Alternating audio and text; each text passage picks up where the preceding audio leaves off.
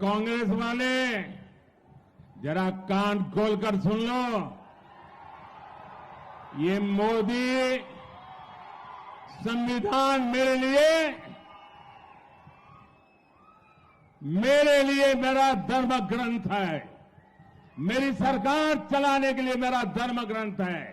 और तुम्हें तो मालूम नहीं है, जब भारत के संविधान को 60 साल हुए, इस देश में अकेला मैं मुख्यमंत्री था, अकेला गुजरात का मुख्यमंत्री था जिसने संविधान के 60 साल का उत्सव मनाया था।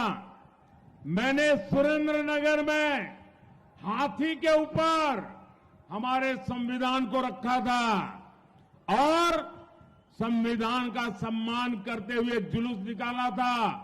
और उस राज्य का मुख्यमंत्री हाथी पर नहीं बैठा था, संविधान हाथी पर बैठा था और मोदी पैदल चल रहा था ताकि संविधान का सम्मान हो। మిత్రులారా, నేను కాంగ్రెస్ వాళ్ళకు సవాల్ చేస్తున్నాను. మీరు కాచుకోండి, వినండి, చెవులుంటే.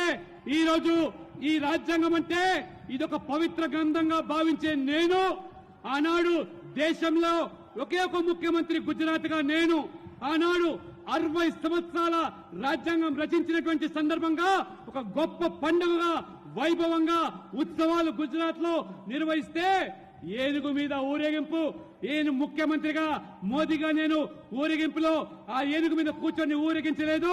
ఆ పవిత్రమైన గ్రంథాన్ని ఏనుగు మీద కూర్చోబెట్టి ఊరేగించి నేను కాలి నడకన భారీ ఊరేగింపు నిర్వహించి ఆ పవిత్ర గ్రంథాన్ని గౌరవించినటువంటి వ్యక్తిని, ఆ రాజ్యాంగం అంటే అది పవిత్ర గ్రంథంగా భావించే నేను, ఇది మోదీ అనేటువంటి విషయాన్ని కాంగ్రెస్ తెలుసుకోవాల్సిగా నేను కోరుతా ఉన్నాను. साथियों, मेरा समर्पण देश के संविधान के शब्दों के प्रति, देश की संविधान की भावनाओं के प्रति 2014 में देश ने मुझे चुन करके संसद में भेजा और जब मैं पहले दिन संसद में गया तो संविधान का प्रतिबिंब हमारे देश की संसद होती है और पहले ही जाकर के मैंने संसद के सामने सर झुकाया, अपना माथा टेका। बाद में मैंने कदम पार्लियामेंट में रखा था क्योंकि संविधान के लिए हम समर्पित हैं। మిత్రులారా, రాజ్యాంగం పట్ల మాకున్నటువంటి గౌరవాన్ని మీరు శంకించాల్సిన అవసరం లేదు. నా జీవితం అంతా కూడా ఈ దేశం కోసము, ఈ ధర్మం కోసము, ఈ యొక్క రాజ్యాంగం కోసము సమర్పించిన వ్యక్తిని నేను.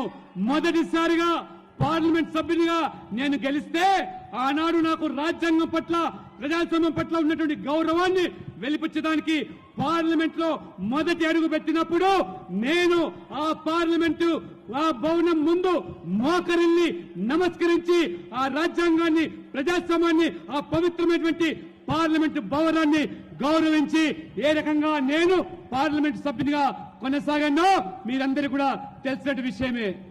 2019 में जब आपने मुझे दूसरी बार प्रधानमंत्री बनने का अवसर दिया और जब मुझे एनडीए ने अपना नेता चुना तो कार्यभार संभालने से पहले मैंने पार्लियामेंट के सेंट्रल हॉल में संविधान की किताब ला करके रखी थी। पहले मैंने जाकर के संविधान के सामने मारा माथा टेका, जैसे आप गीता, रामायण, महाभारत के सामने टेकते हो, जैसे कुरान, बाइबल के सामने रखते हो, मैंने संविधान के सामने अपना माथा टेका। उसके बाद 2019 में कार्यभार संभालने के लिए मैंने अपना भाषण दिया था। ये मोदी का संविधान के प्रति समर्पण है।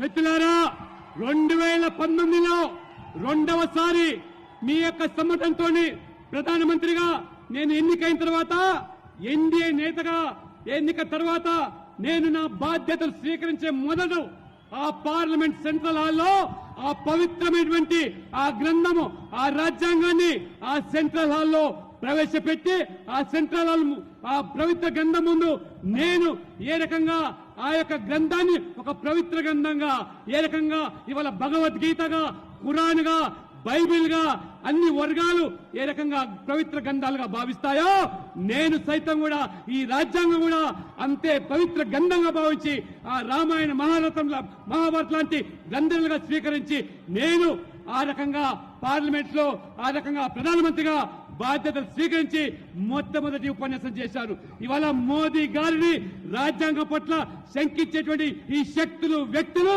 ఈ దేశ పట్ల వారికి ఉన్నటువంటి కట్టుబడి చిత్తశుద్ధి ఏమిటో దేశ ప్రజలు గమనిస్తున్నారని చెప్పి నేను మీకు తెలియజేస్తా ఉన్నాను. ये सत्ता भूख में डूबा हुआ ये शाही परिवार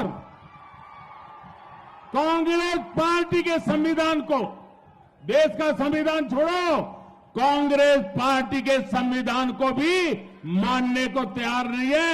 उसको भी उन्होंने डस्टबिन में डाल दिया है.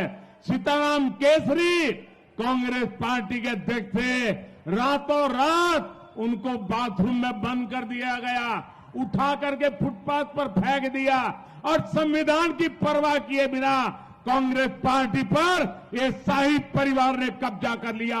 साझा दे, जरा बोलने से पहले 50 बार सोचना शुरू करो.